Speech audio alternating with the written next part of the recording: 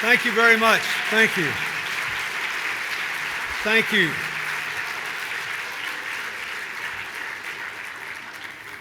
Thank you very much and good morning. Welcome to the Health Matters Conference. This is, as all of you know, the very first conference that our foundation has done with our friends at Humana to focus exclusively on health and wellness. Tomorrow we'll begin the Humana Challenge, formerly known as the Bob Hope Classic, and this year we hope that the work that we're doing with Humana and the PGA Tour to carry on Bob Hope's legacy of service and giving back will give us a tournament that has the goal of encouraging every single person to make a personal commitment to lifelong wellness and to be involved with family and community to encourage healthy living in others.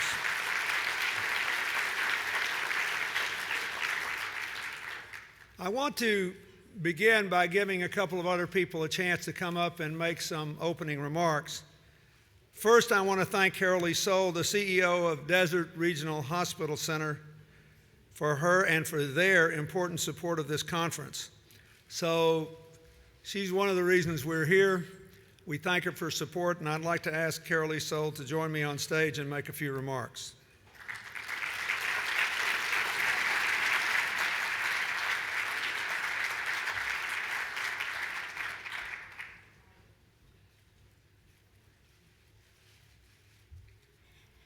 Thank you, President Clinton. We are so pleased to welcome you and welcome all our guests today to the beautiful Coachella Valley. I know I speak for everyone at Desert Regional Medical Center, our physicians, our staff, our volunteers, when I say that we are so excited to join the Clinton Foundation, the PGA Tour, Humana, with the privilege of being the convening sponsor for this inaugural conference. We are a medical center that is comprehensive. We care for people of all ages, from newborn to senior, and our mission is to be the hospital you trust to care for those you love. We have brought with us today many of our partners in health and wellness who represent school districts, community clinics, and agencies across the valley. These partners are working on the important health issues that many of our panelists will address. The list of speakers that the foundation has brought together today is truly impressive, not only because their names are instantly recognizable for a range of accomplishments, but because they are working to improve the health of communities across the country and in many cases around the world. We look forward to the discussion and to the sparks that it will ignite for the Coachella Valley long after the conference is over. Thank you.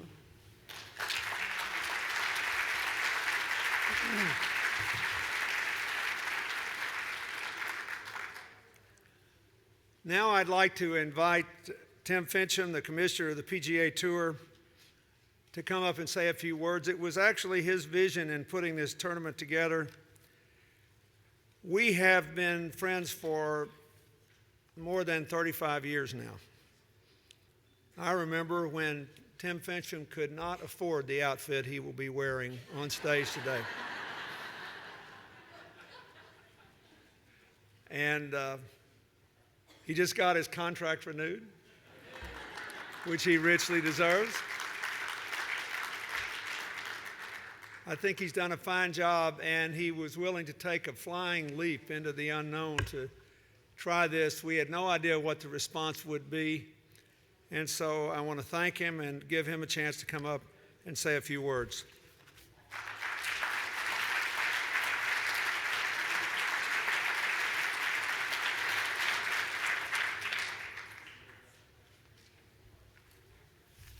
Thank you, Mr. President, and good morning, everybody. I'd like to welcome you all to this week, special week, and and just know that from a PGA Tour perspective, this is a kind of a departure for us. Over the years, as most of you know, the PGA Tour's tournaments raise money for charity, and over 100 of them are organized for a charitable purpose, and monies that are raised for charities in the community. And this is different. This is about using the PGA Tour platform with great partners to do something to change behavior and change attitude. And the partnership that has come together here is very special. Mr. President, starting with your foundation, I think all of us recognize the tremendous work that you've already done on so many platforms around the world with the Clinton Global Initiative and with other aspects of your foundation. And I just would remark as we talk about wellness here that 200 years ago, Thomas Jefferson would tell people that if you're going to maximize your mental faculties, and he told the students at the University of Virginia, you should exercise 2 hours a day. 2 hours a day is what he did, and he wanted people to walk at least, if nothing else, to walk 2 hours a day. 50 years ago, President Kennedy made a speech talking about wellness, and he said, you know, Thomas Jefferson said we should walk or exercise 2 hours a day. Now, if he was President of the United States, Secretary of State, Ambassador to France, and had time to do 2 hours a day, we ought to be able to get our kids to do 15 or 20 minutes a day. And now, 50 years later, we have another president with Jefferson in his name who wants to take getting people focused on why health really matters to another level. So having the Clinton Foundation as a partner and taking the lead in this effort and using our platform is a flattery to us. And Mr. President, we're just pleased to be involved.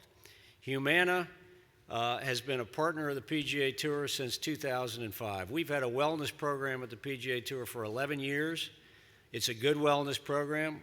All of our people are involved in it. In the last few years, though, with working with Humana, we've taken it up to another level where 96% this year of our employees were scanned through the Humana testing program that allows them to focus on the behavioral changes that they need to make. And if you go out to the tournament this week and see what Humana has already done and is doing to bring focus to these issues, I think it's very, very special. Third, we are in partnership with the Hope family. Linda Hope. Is Linda here today? I think she is. The Hope family has been a good partner in making this transition that the President referred to the Humana Challenge. But Billie Jean King just asked me backstage, she said, you know, don't lose track of the Bob Hope legacy. Well, we're not. I think that so many things about what he did here with the tournament for the benefit of the Eisenhower Medical Center will be continued. If you walk out to the tournament, you'll see sign after sign that has depictions of Bob Hope. And in many ways, kind of this partnership from a graphic standpoint started in 1995 when President Clinton came here, played golf with Bob Hope, and started a relationship that has grown in fruition to what we're doing today. But one of the things about Bob Hope was Bob Hope walked every single day. And if you talk to Linda and to the members of the family, one of the reasons he got to be 100 years old is because he did what Thomas Jefferson talked about 200 years ago. So they're a great partner.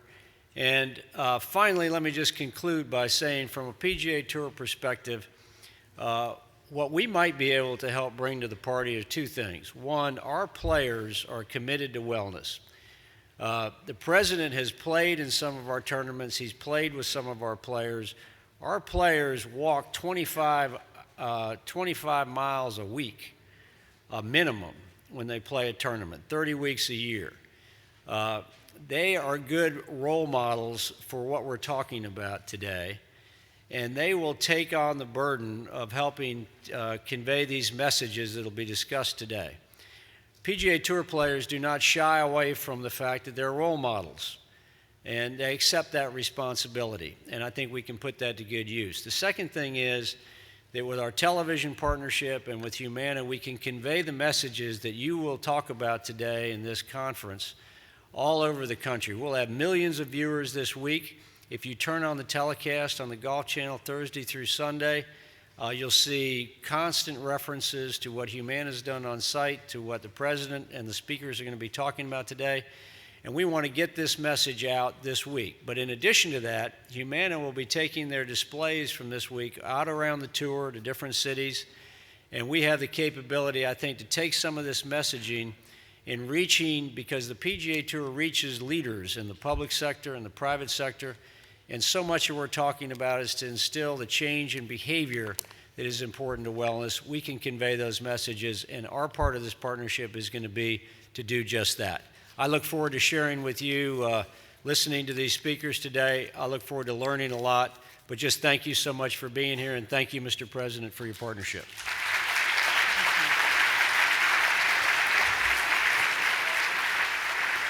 Thank you, Tim. I would like to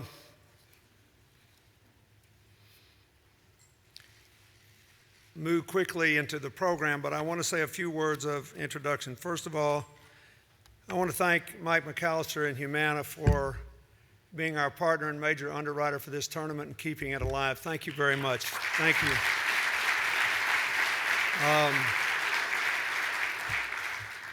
I want to thank all the people who are here who I know are already doing things. A whole cluster of people here who work with me in Haiti trying to bring health back, both physical and economic health. I want to thank all of our participants. There are people in this audience who've been my friends for 40 years, and others I haven't met yet. I hope I've got 40 more years, but that'll be up to you in part. I want to thank Bob Hope for his legacy and the friendship I had with him. When Tim was saying that, I remembered Bob Hope did a gig at the University of Arkansas in 1979 when I was a young governor. I was probably still 32 when he showed up, 32 or 33. So I thought, I could sleep, I don't have to sleep. I'll take him to dinner after the show. At 10:30 we go to dinner in this old restored post office that was on the National Register of Historic Places. And, he was however old he was in 1979, almost 80, 70-something. And I said, how'd you stay so fit? And he said what Tim said. He said, I walk an hour a day, every day, no matter when, no matter what.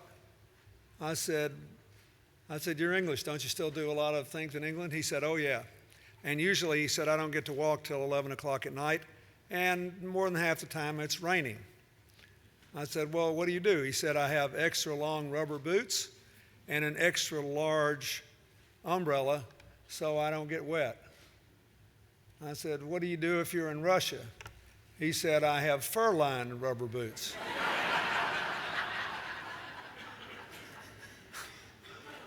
He said, you got to do the time if you want to live. It was an amazing encounter. And so a few years later, I came out here and played, as all of you know, in 95. And then a couple of years later, Bob Hope called me one day in the White House, and he said, I'm coming to Washington, and I know you don't have much to do. So I want you to take me to play golf. I said, when are you coming? And it was 3 days from then. And I looked at my schedule. Miraculously, I was in the White House, and I could work my schedule around. And I took him to play 9 holes of golf at the Army-Navy Country Club.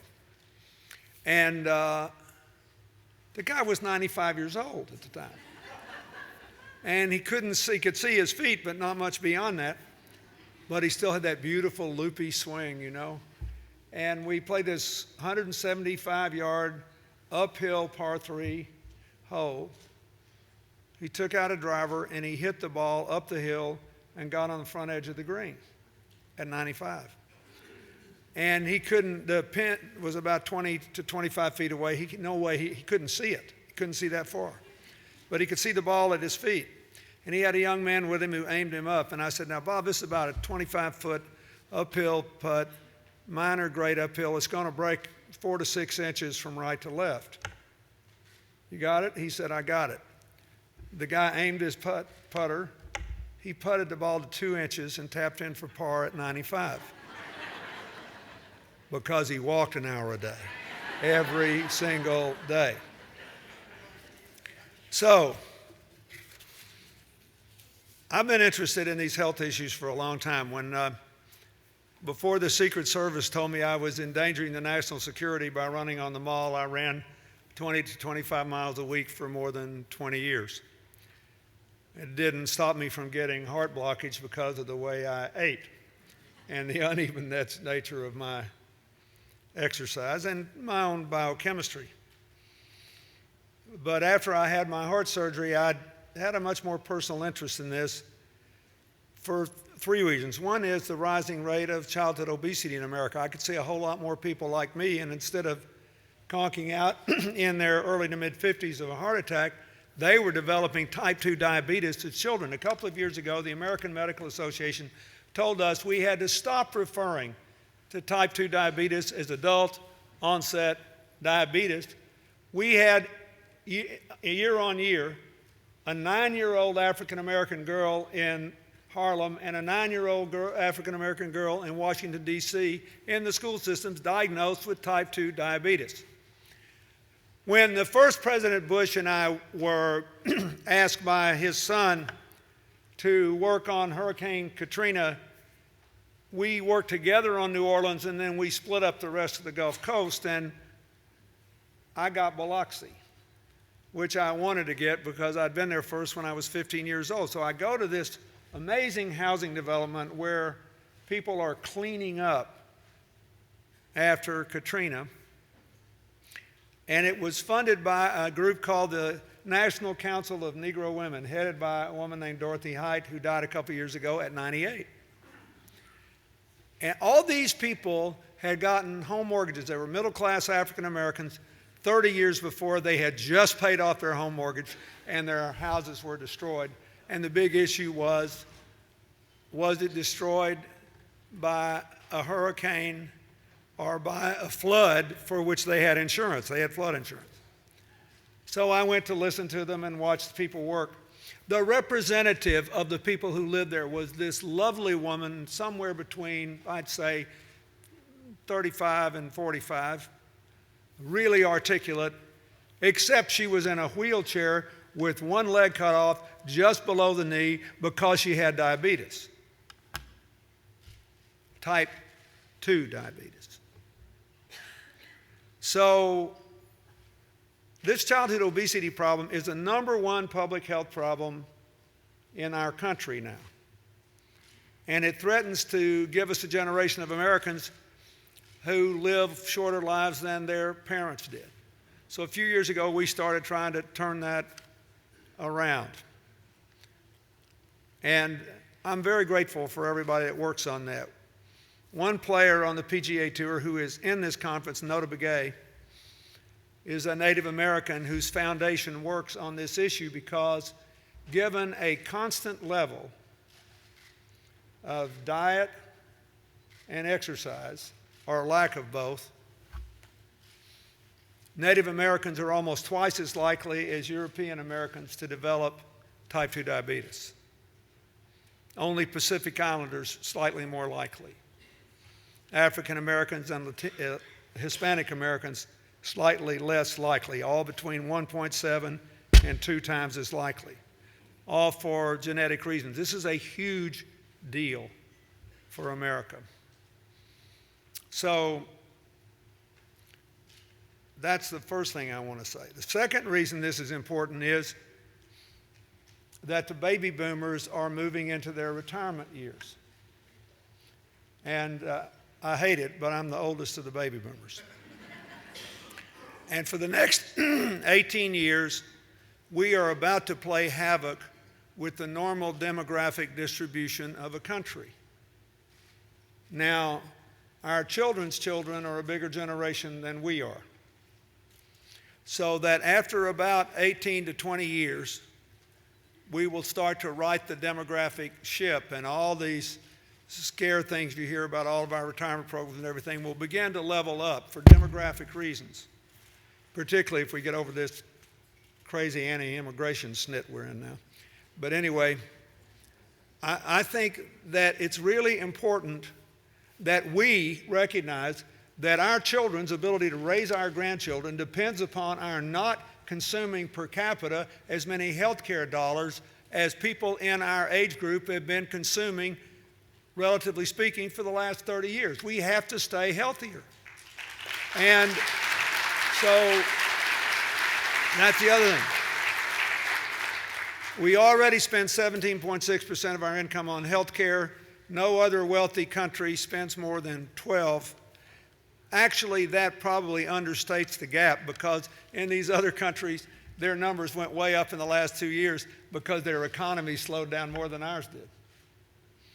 So since they maintained constant levels of health care spending, that ran their numbers up. The gap used to be bigger. But anyway, we spend somewhere between $850 billion and $1 trillion more a year already on health care than we would if we had any other nation's health care system. And part of it's due to the way we finance it, part of it's due to the way we pay for procedure, but a big chunk of it's due to the way we live, the way we organize and distribute food and consume it, the way we organize our living day. And one of the things that nobody ever talked about in the whole brouhaha over the Occupy Wall Street and other movements, which I actually thought was useful because it highlighted the inequality problem in America, is that one reason that a lot of middle-class people never get a raise is that their employers are spending all their raise money paying higher health care premiums every year. So this is an economic issue. It's an intergenerational issue because of the baby boomer retirement, and it's an issue for our children and the whole future of America. All I can tell you is, now let me talk to you about the good news. The good news is that most of your cynicism about how all the people who have profited from the present system will never give up their profits, even if they're killing people off, is wrong. Let me give you just one or two examples. When we started on this childhood obesity problem, and I want to thank Jenny Ehrlich and the Alliance for a Healthier Generation, who are part of our foundation for what they did on this, as well as Valerie Alexander, Terry Krenvik, and all the people who work for me who work so hard on this. But let me just say, we had this crazy idea that we could broker a deal, kind of like we did with the providers of AIDS medicine, where we got everybody to lower their prices in return for guaranteeing them prompt payment and giving a much bigger volume. They're all making more money today, by the way, saving millions of more lives. But we had this idea that if we could make the case to the soft drink people first, that they should lower the caloric content of drinks given to our kids in schools, that if they all did it together, they could pretty much keep their cash flow and dramatically reduce the caloric content of drinks consumed by kids in school. There were, at the time, an astonishing percentage of young Americans getting 40 to 50% of their daily calories just from drinks they drank at school. And a lot of people who do this work with us, they looked at me like I was an aging fool, and in my dotage, I no longer was in touch with reality. But nonetheless, we plowed on and made agreements with the soft drink people to reduce the portion size, change the full sugar drinks, put more flavored milk, flavored water in, do a lot of other stuff. Okay, 4 years after that, in the 90+% of the public schools in America that are part of our deal, and private schools too, there has been, by agreement, without a soft drink tax, without a law, by agreement, an 88% reduction in the total caloric volume of drinks shipped into our country's schools.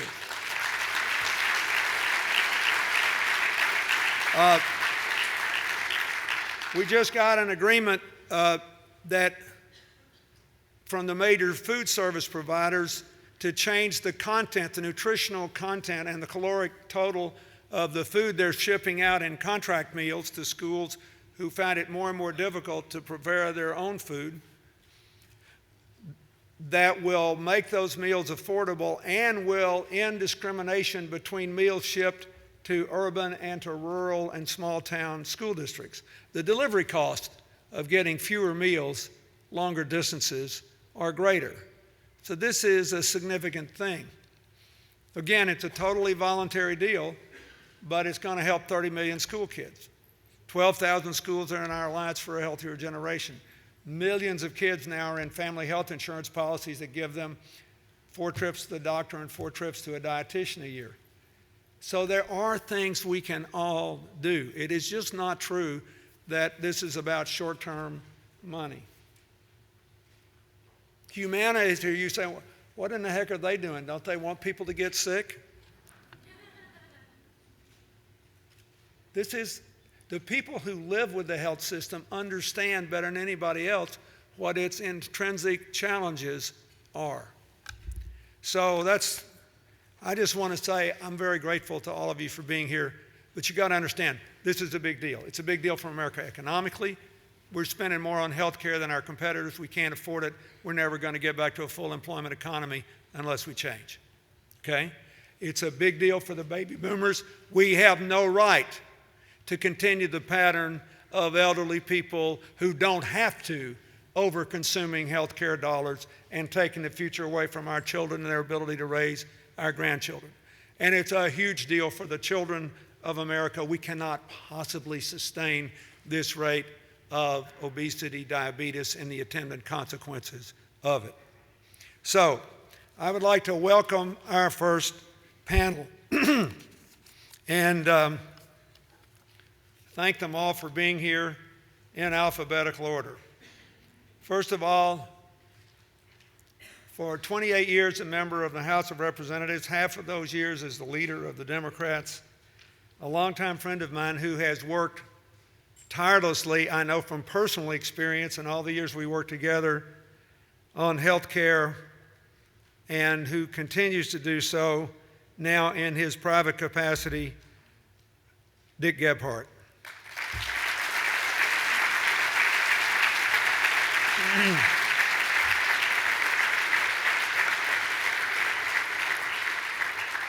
Second, a friend of Hillary's and mine for many years, a pioneer who has broken more barriers than any of us can remember, a woman who always blazes a trail and always speaks her mind and leaves a lot of love in her wake, Billie Jean King.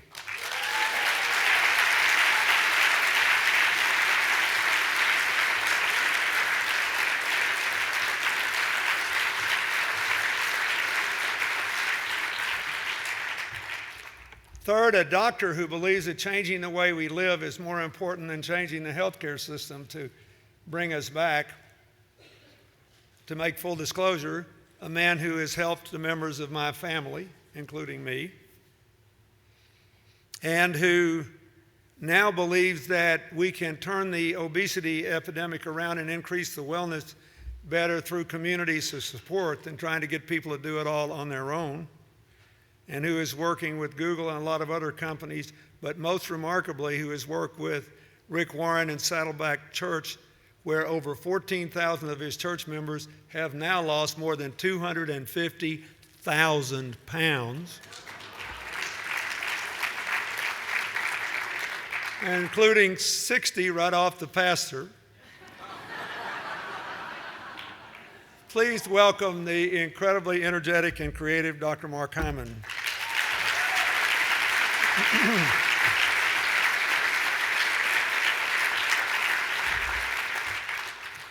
Third, one of America's best-known fitness gurus, trainers,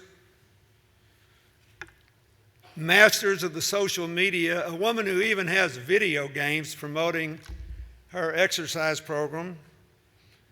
Every woman wants to be her. Every man is secretly terrified of her. Jillian Michaels.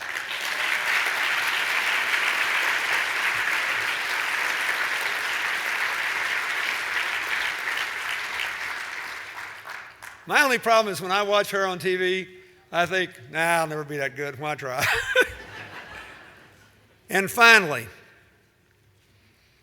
now the head of the Satcher Leadership Institute at Morehouse College in Atlanta, the former head of the Centers for Disease Control, the former Surgeon General, whom I appointed in 1998 to be the nation's doctor, and a man who has given enormous thought and done enormous work on the disparities in health care along economic, racial, and ethnic lines.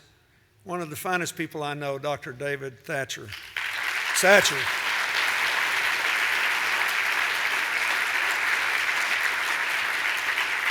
Now, David Satcher saw me today, and I had the feeling that for the very first time in our long friendship, my weight had finally achieved his approval. So thank you all for being here.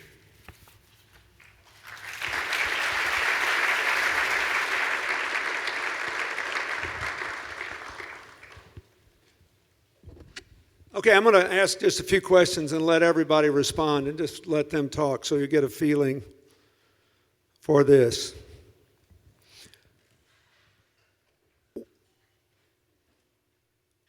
We are not typical Americans. We have more money and we have more time, we have more connections, and we have more access to information. There are a lot of communities that don't have the resources they need to achieve wellness. Don't have gyms, the basketball rims are broken in the parks. There are no nearby grocery stores. Those that are there are less likely to have affordable fresh produce. How do we deal with the disparities in access to the elements of a healthy lifestyle? And what do you recommend that all of us do about it? Let's just start. Whoever wants to go first can go, and then everybody else comment. Well, David? Can you hear me? Since they say the last shall be first, I'll start.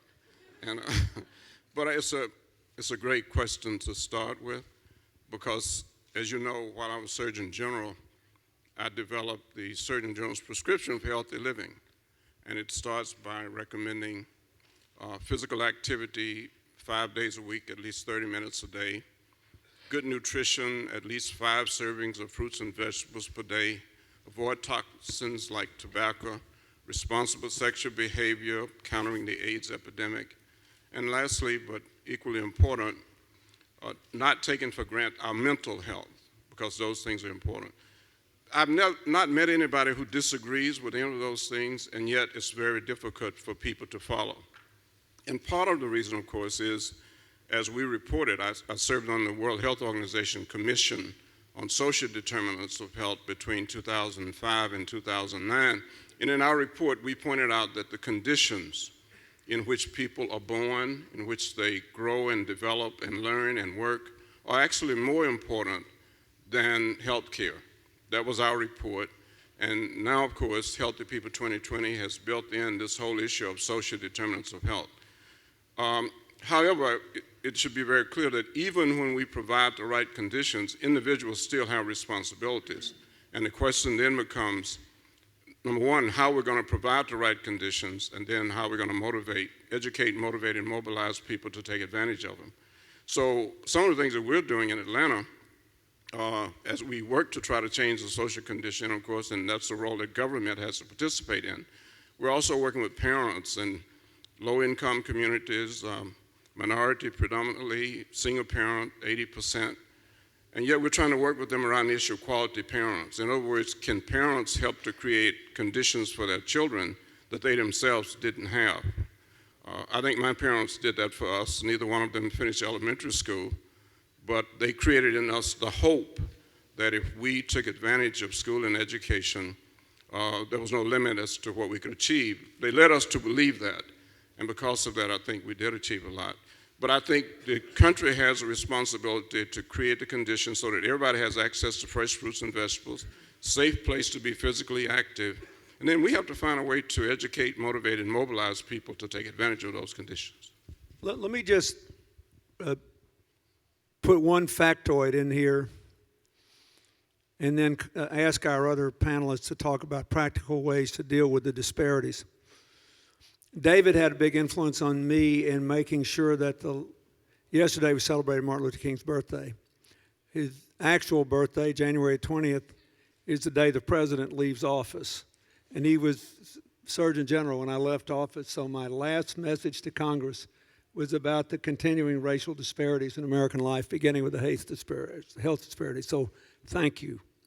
But the one thing I just want to disabuse some people of, a lot of people think, oh, you know, poor people, people without education, they don't really care about this. That's not true. They may not know what to do. They may not feel they can do it. But the other day, a few months ago, our alliance had a meeting at the Harlem Children's Zone near my office for parents in Harlem.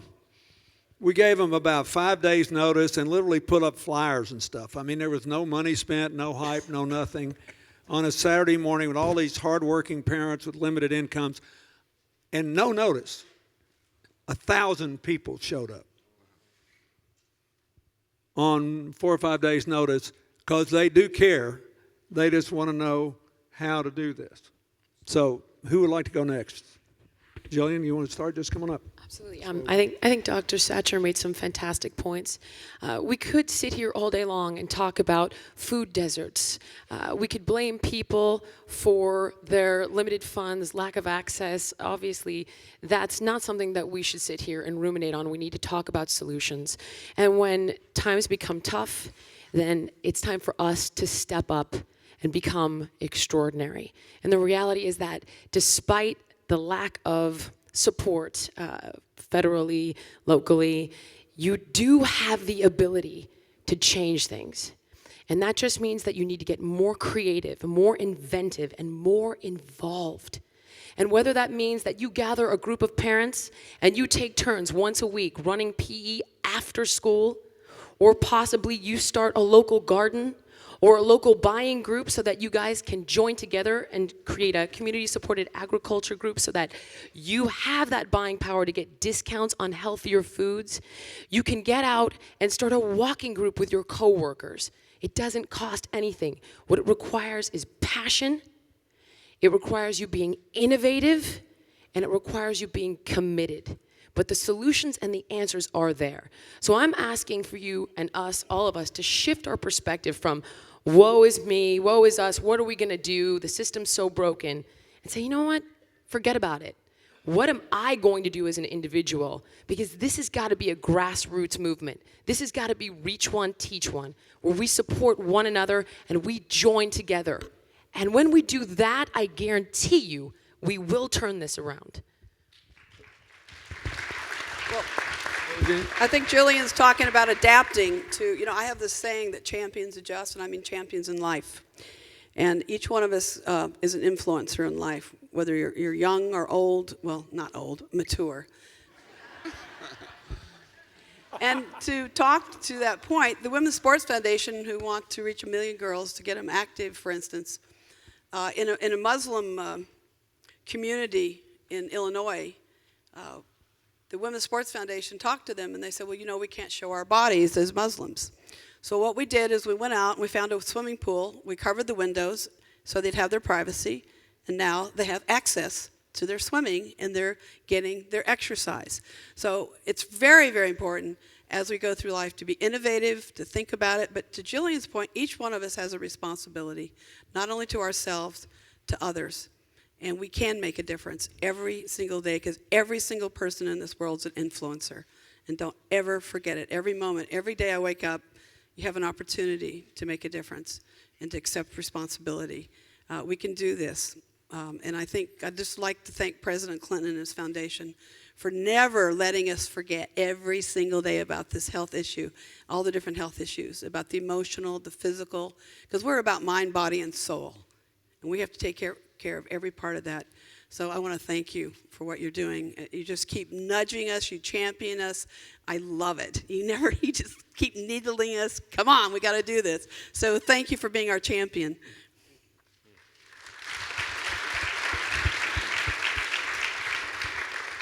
First, Mr. President, sitting here makes me nostalgic for a time when we had a Democratic president who could actually talk with and work with Republicans and solve big national problems.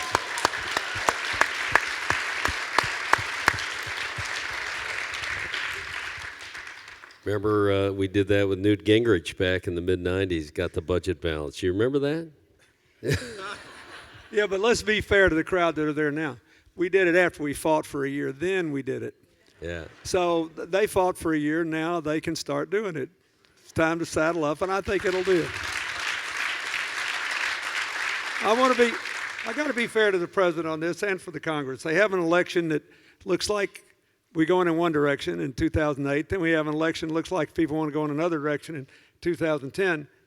And when that happens, when the voters do that, there's bound to be people butting heads. And then, they wake up one day and say, oh, how could our approval rating be so low? All I'm doing is what I promised I'd do when I got votes in the first place. So you guys, it's not all that bad.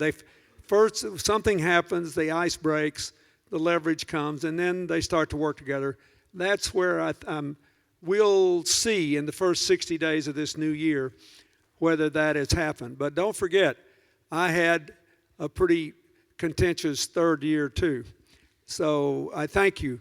But I do think that on this, for sure, we ought to be able to do, well, what is the difference in the Republicans and the Democrats' interest in living to be 100 and being healthy all the way? What is the difference in wanting every child to have a good future? This is a ready-made issue for bipartisan or nonpartisan cooperation. Go. Let me just add that everybody's health is our entire society's responsibility. We really have to change our culture. We have to change our basic culture in every community, in every household, in every person's mind in the country. I'm somewhat optimistic about it. It sometimes is hard to be that when you look at our health status as a country, but I think a lot of good things are happening. The health care bill got through and hopefully will be implemented. And one little thing in it, I think, my memory's correct, is to put on the menu, like in McDonald's, the calorie count on every item that people can choose. I think that's a big deal. I think that helps change the culture. I've been working with a company, a private sector company, Delos Wellness Living, and we're trying to figure out how to put passive and active features in houses and apartments that will help people be healthier. Both passive stuff like air and water and lighting, and then active stuff like trying to give people incentives to exercise and eat properly and get the right nutrition. And we're trying to scale it so that it works for people that don't have a lot of money as well as people that have more money. I think discussions like this are very important. As was said a moment ago, it's everybody's responsibility to be involved in this. We have got to convince everybody of the information that's available to us. Yeah, we certainly have disparities in income and opportunity, and we know that. But if we can educate, if the government does its part, the private sector does its part, the public sector does its part, individuals do their part, churches and community organizations do their part, we can lick this problem. We can increase life expectancy. When I was a kid, and probably I'm not too much older than you, but when people hit 65, they died. They died. That was what went on. We have increased life expectancy up into the late 70s and early 80s. So we've made great strides, but now we've fallen back and we've created a lot of problems, and we've got to change this culture. It has to be changed from the bottom up. Mark, talk a little about your experience with community and group support so that people are not just doing this by themselves. Yeah, well, thank you, Mr. President. Last year I had tea with Chelsea, and she told me to read a book called Turning the World Upside Down about how we can learn from the developed world how to put patients and communities at the center of healthcare and not doctors and hospitals, sort of turning things upside down. And and it sort of inspired me to create community-based solutions for chronic disease, which is really a tsunami of disease. It's now killing more people around the world, twice as many as infectious disease. We see now this global tsunami of suffering that's going to cost us $47 trillion over the next 20 years. And we see there's a different opportunity. 1 in 3 Medicare dollars spent on diabetes. 90% of pre-diabetics are not diagnosed, and 25% of diabetics. 1 in 2 Americans have either pre-diabetes or diabetes. This is a problem that's not going away. And what I realized was that there was another way of thinking about this. So it made me really think about how do we solve this problem. It can't be from within healthcare. The solution is coming from without, and it has to be based on community-based solutions. So it has sort of inspired me to connect with Rick Warren, who came to me to get healthy, got religion about health after he saw me, and I said to him, why don't we create this healthy living wellness program through the church? So partnering with Dr. Oz and Dr. Amen, Rick at Saddleback down the road, we started this healthy living wellness program delivered through small groups in the church. In the first week, we had 15,000 people sign up. in the year that it's happened, this is the year's anniversary almost today, they've lost 250,000 pounds. It's about 10 truckloads full of soda. And we found that the people who did it together did better. They lost twice as much weight. So the community was a powerful lever for creating change. And I realized that we had this amazing chance to do something quite different. We had 6,000 people from around the country join who weren't even part of Saddleback. We had over 500,000 visits to the website from 189 different countries. We had hundreds of churches calling us to join in this program. We hadn't even done any outreach. So the possibility of expanding this is quite extraordinary, and people have sort of naturally taken up to it. And we found that people used less medication, they had less doctor's visits, less hospitalizations. One guy came up to me after the rally last weekend where we had doctors, chefs, and pastors on stage doing cooking demonstrations, right? And, it's funny for me. I'm a Jewish guy from New York. I don't know what I'm doing on stage in an evangelical church in Orange County, but, there I am. There I am. It's the most unlikely of places you're going to find solutions, I think, to healthcare crisis. And, this guy came up to me and he said, Dr. Hyman, last year I was in the hospital 4 times on 9 medications. This year I haven't been in the hospital at all and only on 1 medication. And, I realized that we have a chance to create something extraordinary. And we delivered this program through this small group model, through community-based programs. We changed the culture, as you said, at the church. Instead of having ribs and donuts for breakfast, people were eating real food.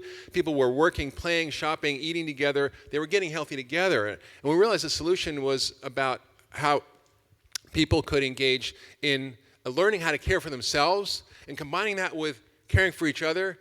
We created something that's not been seen in healthcare, a small miracle, which is how to get people healthy. So I realized that we have an opportunity that we can, through faith-based communities and other kinds of communities, build similar models of peer support and group support. And they're doing this all over the world in places like Cameroon, Thailand, and Uganda, and South Africa, where they're building peer support models for getting healthy. And it works better than conventional care. Get better results than going to your doctor. And you can do this with really decentralizing healthcare. So we're trying to create a content and technology platform to scale this and decentralize this throughout communities and groups around the world. There's an African proverb that says, if you want to travel swiftly, travel alone. If you want to travel far, travel together. So let's do this together. That's where social media is great. Social media is unbelievable. It connects us, which the connectiveness of the people together always helps each other, I think. It's about our emotional well-being when we're with other human beings. Also, it educates us and it mobilizes us. So we have an unbelievable opportunity with your model and with the social media. It's just amazing what can happen. Well, that's the question. How do people change? We know what to do. I can create a biological prescription to create health. And by doing that, based on functional medicine, whole systems approaches, it works and it's phenomenal. But How do you get people to actually change? And the power of peer support and group and the community to change is more powerful than any medical prescription. You know, in Albert Lee, Minnesota, they did an experiment with the community where they changed the defaults in the community, like you're doing in the houses. So they said in schools, for example, they work with community leaders. They said in schools, kids can't drink or eat in hallways or classrooms. The weight went down by 10% without changing anything else about diet or exercise, simply by changing the defaults in the community. Those are the kinds of interventions that can make the biggest difference. I have a friend who runs a company in Ohio, and his health care costs were going up 12% a year. So he asked his HR people what the problem was, and they said smoking and overweight. That's our problem. Diabetes, smoking. So he said, well, fire everybody who smokes or is overweight. And they said, can't really do that. He said, well, if I can't use sticks, I'll use carrots. He said, you tell everybody who smokes, I'll buy them free of charge any cessation class or hypnosis or anything that's out there that they want to try. All they have to do is try. And the same, and we'll put gyms in all of our facilities, and we'll, give them personal trainers, and I'll pay for the whole thing. Long story short, he took his smoking incidence from 30 to 4% in 2 years. Overweight, tougher, but he's made real progress. People are working together, encouraging one another, and his health care costs now go up only 3% a year. So it's what I said, everybody's got to be part of this. Private sector, public sector, community, churches, community groups, synagogues, everybody's got to be part of this effort, and if we make it a national culture change, we will achieve this, and in short order. David, what were you going to say? Yeah, when Mark mentioned the work with the schools, it just reminded me that part of the solution to the issue of disparities in opportunities is, I think, the role that the schools can play. When we were growing up, in Alabama during the worst periods of segregation and discrimination, we were told that schools could be the great equalizers. And so when Action for Healthy Kids started our program in the schools, one of the things that we were looking at was the fact that even though the children came from different communities, some of them came from well-to-do communities where they had access to physical activity and good nutrition. Others came from homes in communities where they didn't, where a lot of times it was all that the parent, usually a single mother, could do was to get them off to school and to try to be there when they got home. But at least in the schools, they could be introduced to regular physical activity and good nutrition. They could, and in fact, the schools could help to habituate them, because most of us are habituated, maybe even addicted to unhealthy behaviors, salts, fats, and sweets, and sedentary lifestyles. So I think, like with Alliance for a Healthy Generation, the schools provide an opportunity for all the children, to really work on getting habits of regular physical activity and good nutrition, which could translate into lifetime habits.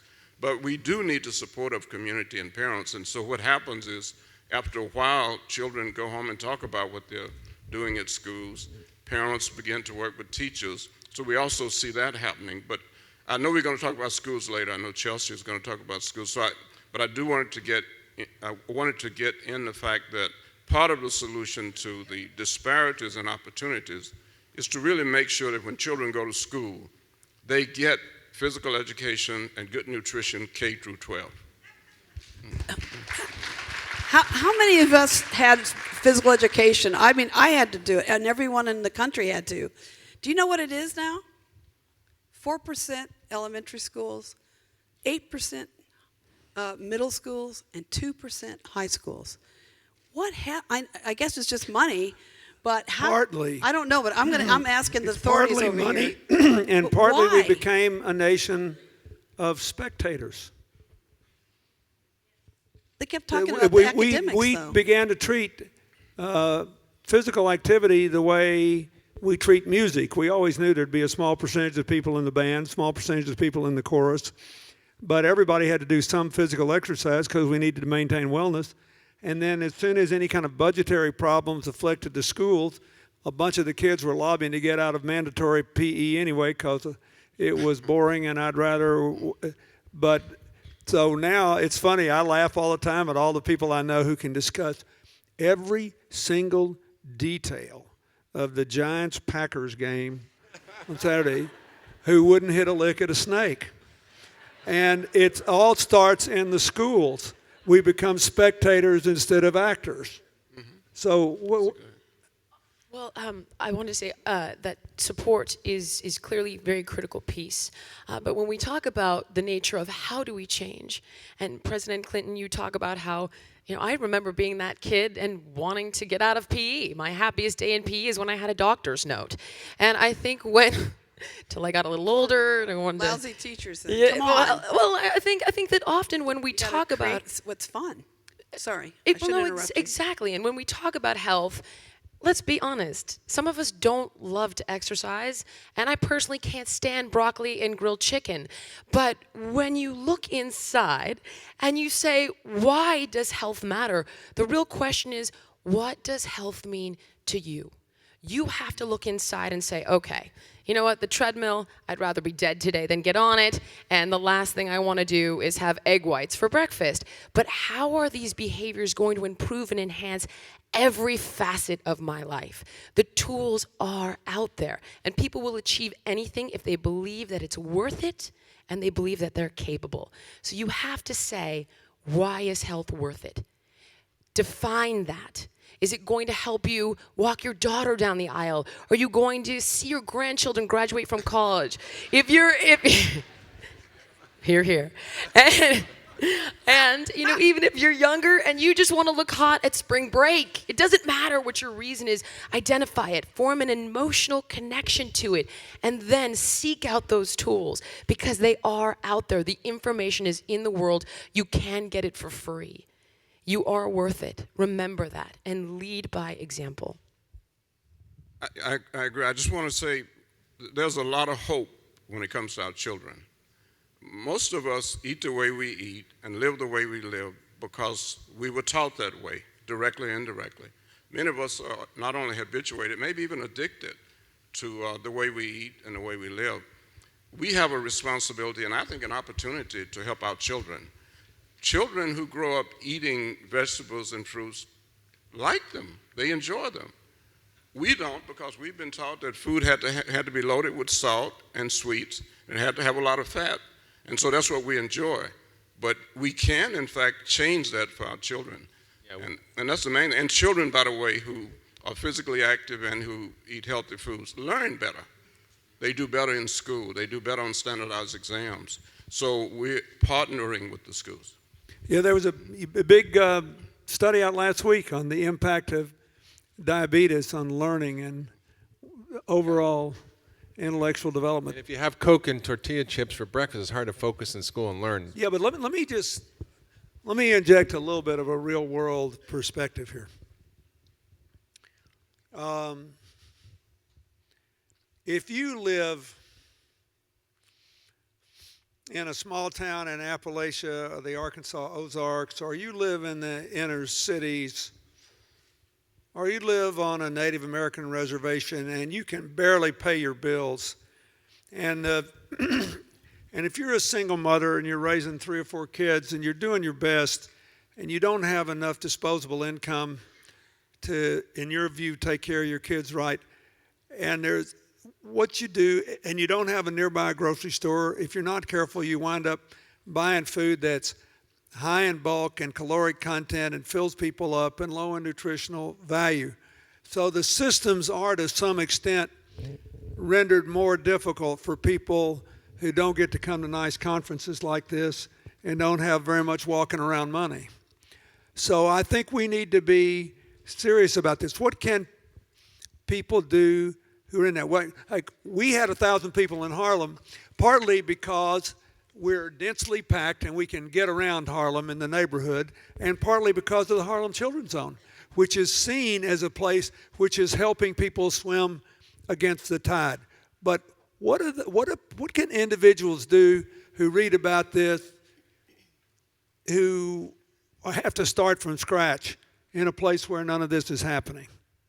And partly because Bill Clinton's name is still associated with hope. They came out because they're looking for hope. They need hope. And so I know you won't say it, but part of the reason they came out is because they need hope. And they see that name as associated with hope. I didn't mean to interrupt that, but I think No, but Dr. people, Hyman was saying. look, people love their kids. They'll do anything for their kids if they think they can. But the fact that people are, relatively speaking, feeling disempowered, especially in this economy, and they live in circumstances where they have to climb a higher hill than I do. You know, I can get in a car and drive 3 miles and go to a grocery store where I can get soybean Mexican chipotle sausage that tastes like their sausages. The average person doesn't know what the hell that is. Now, come on. So what should they do? What can you do if you're just one person living in a tough community where you don't get this kind of support and the schools can barely pay their bills every month? Well, I think the Saddleback example is a good example. It wasn't exactly a poor country or city or state, but it wasn't a group of super wealthy people. And the average weight was 170 for women, 210 for men. And, they were drinking, gallon and a half big gulps, and they were, having really bad diets. And what we realized is if you could go into these small communities and connect with the community leaders, and you could inspire them to create healthy living programs in their communities, working together, the people were able to actually be successful. And I think that's a solution in these communities where you go in and find the key leaders, you go in and you teach them, you train them. They did this, for example, in Cameroon, in Thailand, in South Africa. They're very poor places where they went in where there was almost no education. People couldn't read or write with very poor resources. And they were able to actually have better effects in lowering blood sugar, blood pressure, cholesterol, weight than any medical interventions we even see in this country. In third world countries with very little resources, with very poor access to food. So having the right education delivered in communities with building community infrastructure has got to be the seed of change. Getting healthy is a team sport. Let me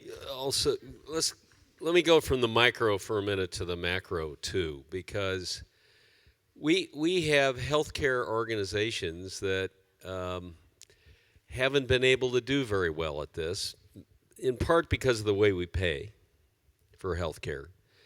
The health care bill that passed a year or so ago has some good things in it to try to pay them differently, to get them to be more involved in prevention and outcomes. Most every child is probably able to get into Medicaid in our country. And if we really pay attention to this, I think we can do some more things within Medicaid and Medicare to really begin to intensively educate everybody about what we've been talking about.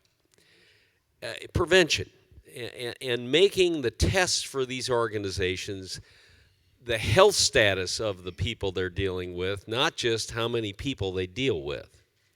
And if we don't do this, I'm here to tell you, and President Clinton knows this is better than anybody, we're going to be broke financially as a nation.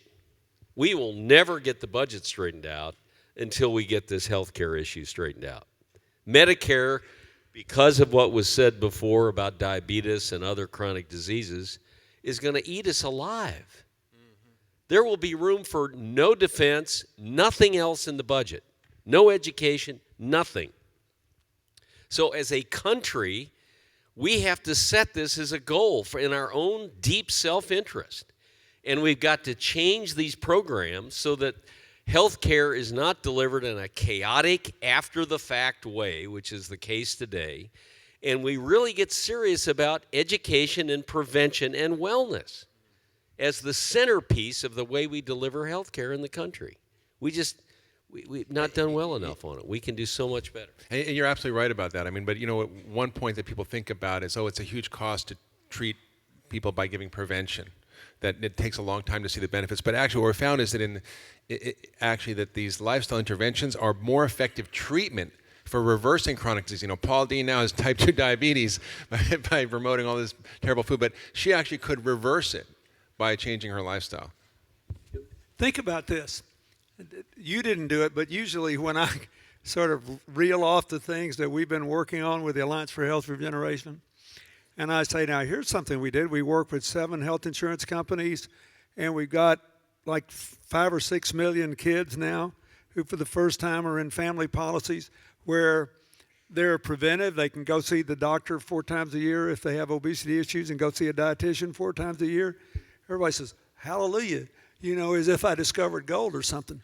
It's ridiculous. The whole system should be geared to keeping people healthy instead of just treating them when they're sick. The problem. People don't respond to prevention very often. Have you noticed that?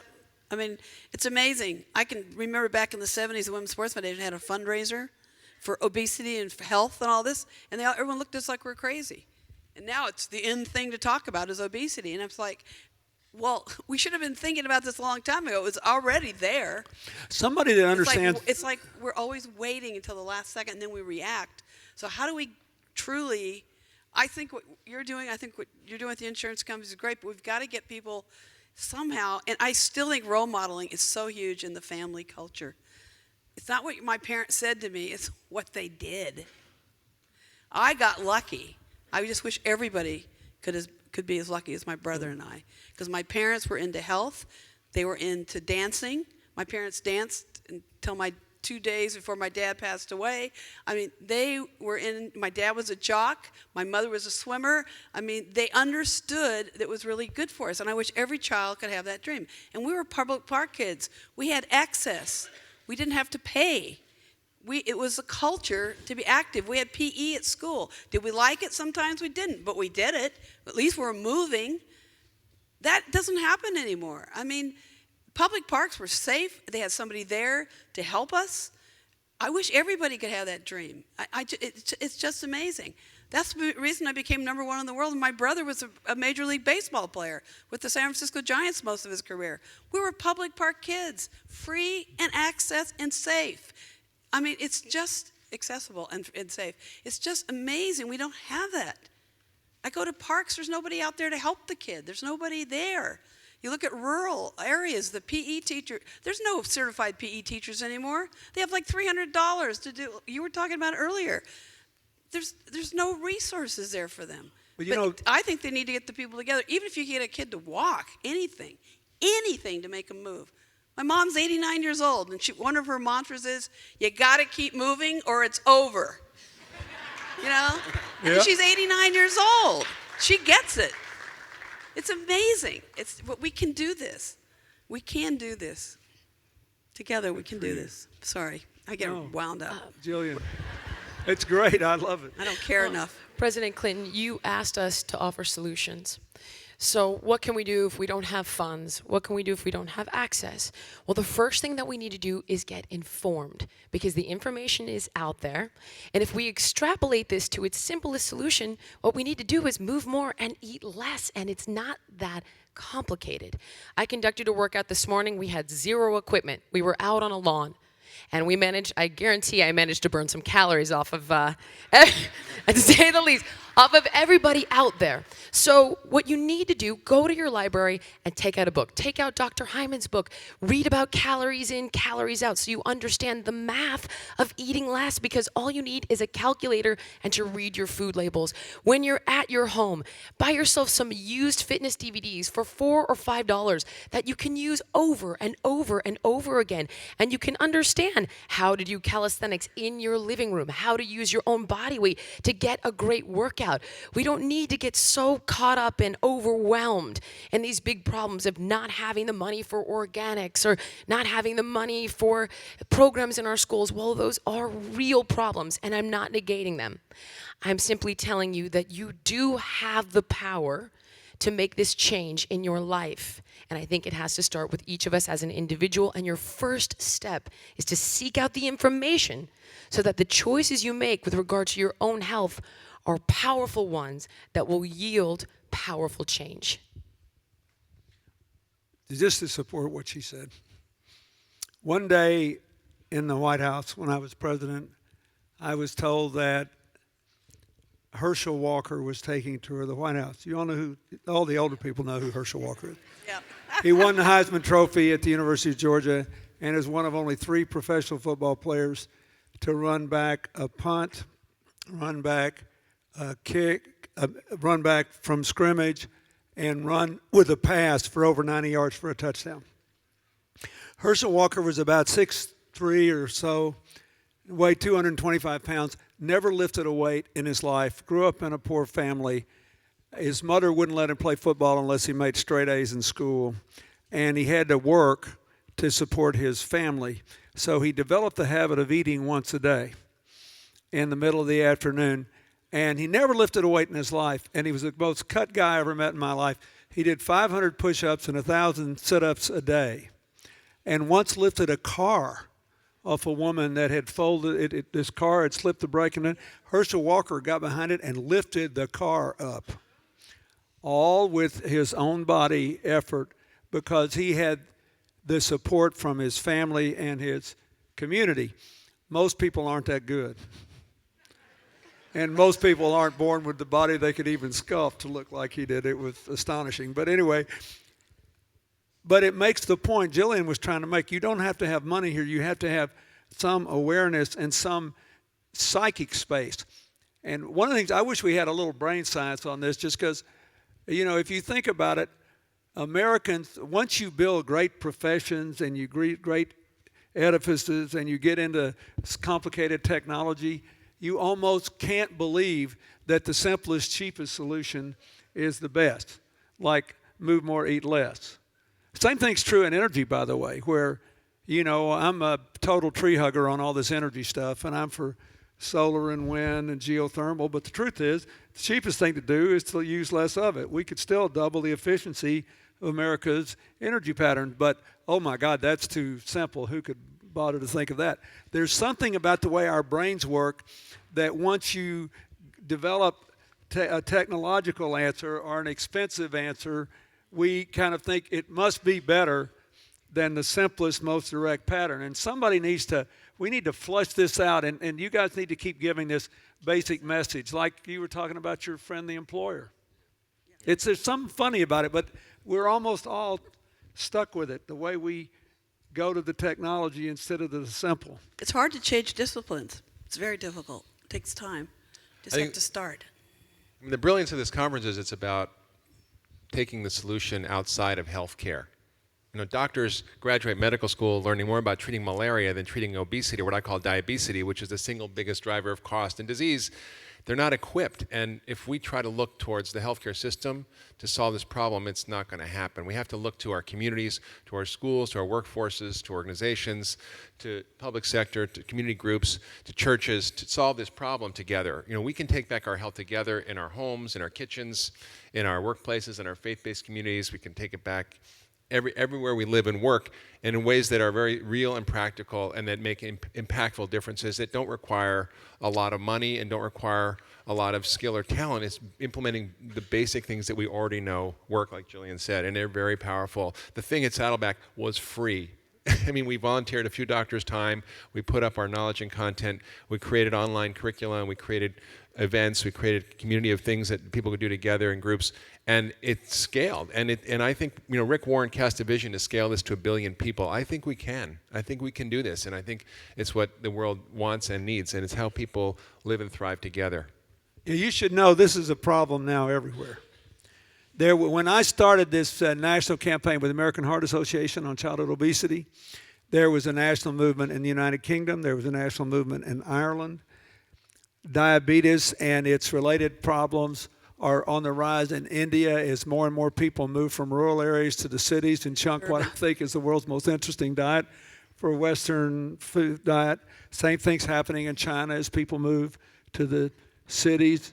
You know, it's a serious problem that is aggravated by people who get more opportunity in the new economy, but not enough to have sufficient disposable income and disposable time to know what they're supposed to do. So they get hooked into the easiest, most immediate food solution. So this is a global problem.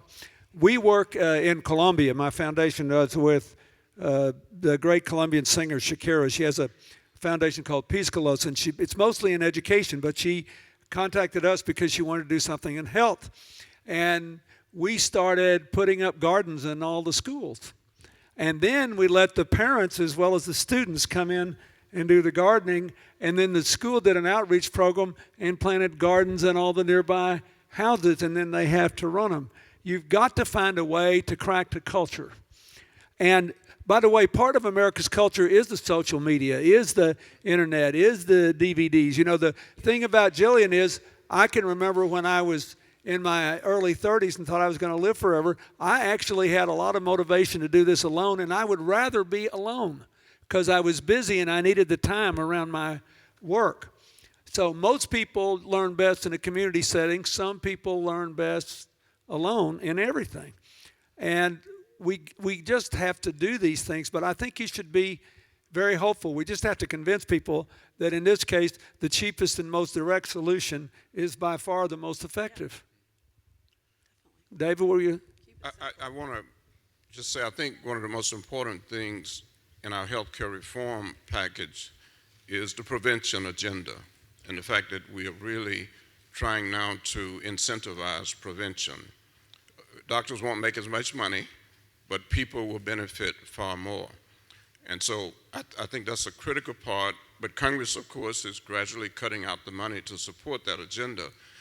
And so I want to say that I think there is no better investment that we can make as a nation than to invest in health, and especially the health of our children.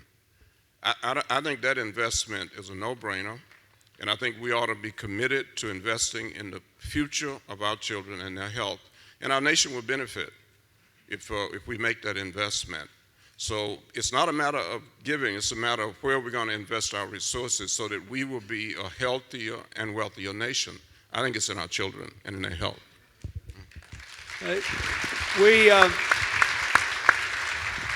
Haven't they been great, the panel? They were great, huh?